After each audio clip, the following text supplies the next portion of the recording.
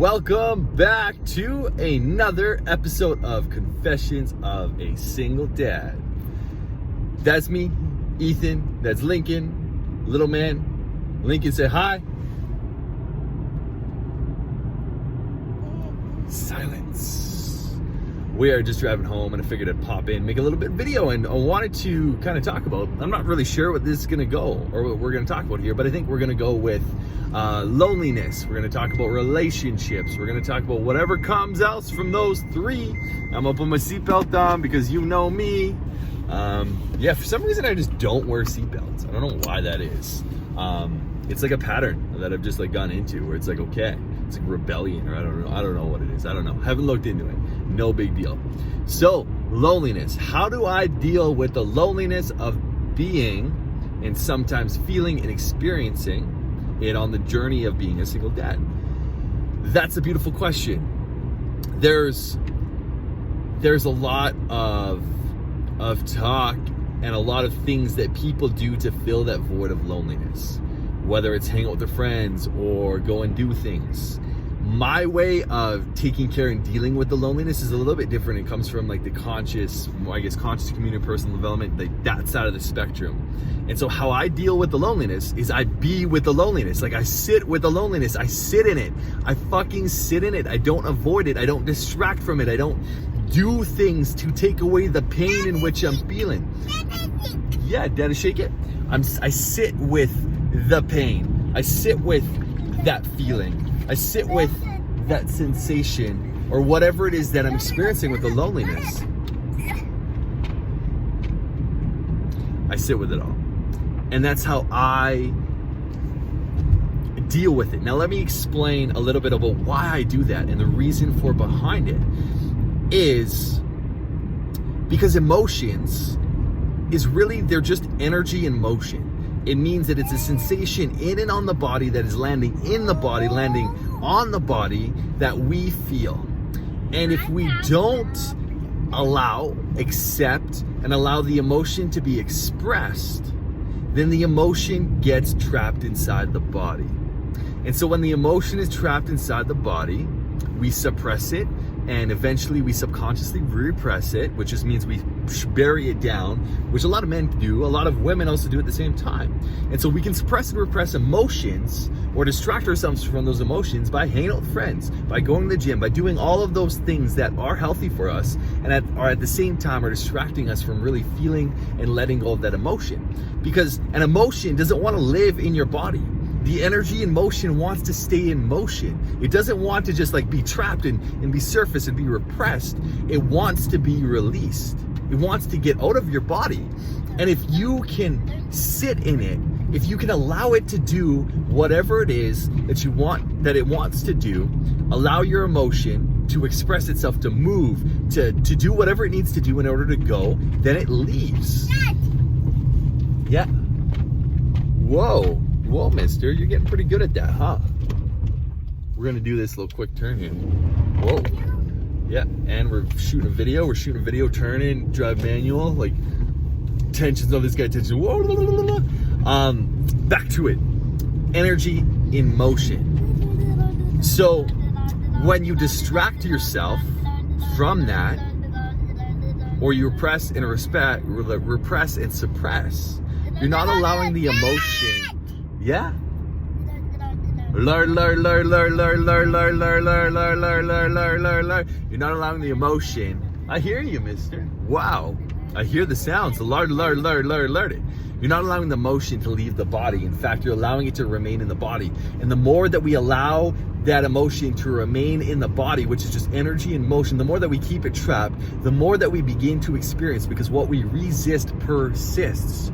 Really, human beings, they're not scared of experiences. They're scared of their feelings. They're scared of their emotions. They're scared of that vulnerability or that emotion that they feel. And the more that you can learn to sit with them, the more that you can learn to be with that loneliness, or be with that anger, or be with that frustration, or be with the sadness, or be with the grief, or be with the guilt, or be with the shame, the more that you can just let yourself be in that fully, as hard as it might be, the quicker it goes, and the more that you get to experience something better. Now, it's taken me a long time to even allow myself to feel that way, or to go to that space, or to let myself feel. And I still find myself sometimes distracting with food. That's my go-to. And it's not about being perfect. Yeah, baby? Shake it. Yeah, shake it, shake it, shake it, shake it, shake it, shake it, shake it. It's not about being perfect. It is about always improving, always catching yourself and asking yourself, am I distracting myself from an emotion? So that is how I deal with the loneliness that I sometimes feel with this guy. Yeah, do you want me to shake it? There you go, mister. I shook it for you. That's how I deal with the emotions. And at the same time, this is where the loneliness ties in also to relationships, because a part of me wants and fantasizes about that relationship, and that puts me in lack and limitation.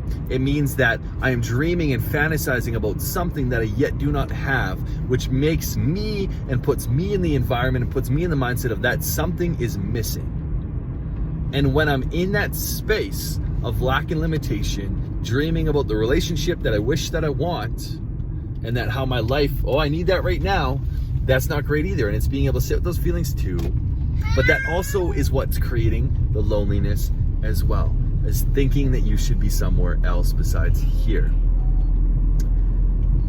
And I believe that I am getting to and have been and at a space and have experienced a space where I've been completely on my own and okay with that. And I'm beginning to experience it more and more and more and more.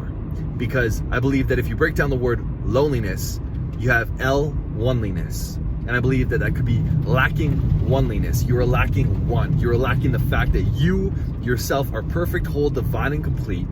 That you don't need anything, that you're perfect just the way you are. No ifs, and, or buts. That you don't need nobody to complete you or to fill your void or to spend time with you, because you are amazing just the way that you are. And from that space, you don't need anyone. You don't need anyone to complete you. You don't need a relationship. You want a relationship to grow more and become more and be more, but you don't need it. There is a very distinct and fine differentiation between that. That's mainly what I want to hop in and chat about, just loneliness and how it can be a hard journey. It can be a hard journey, and it doesn't have to be. It doesn't have to be such a struggle. It can be easy, it can be beautiful, and it is getting easier, it is getting beautiful, it is getting more and more amazing each and every single day that we are alive. Literally. Like, if you look back to where you were 3, 4, 5, 6, 7 years ago, 2 years ago, even 1 year ago, even a month ago, you're a completely different person. Like, you're phenomenal, and I'm phenomenal, and I'm amazing. And so are these guys. You just threw it, huh? You threw it down? It didn't work? I think that's because we might have shaken it too hard. Smoothie, do you want to say bye-bye, guys? Say it. Thank you guys so much. I love you. And also, like, I want to express, well, that's a lot of deer. Look at the deer, Lincoln. I want to express my gratitude for each and every single one of you watching this video and being here in this space with me. The deer over here, mister. Thank you. Thank you so much. It means the world to me. It truly does. It means the world to me. And thank you for allowing me to be part of that. What do we got? Look at them all hop, Lincoln. Look at them all. Holy shiznit. It's a lot of deer. Okay, see you guys.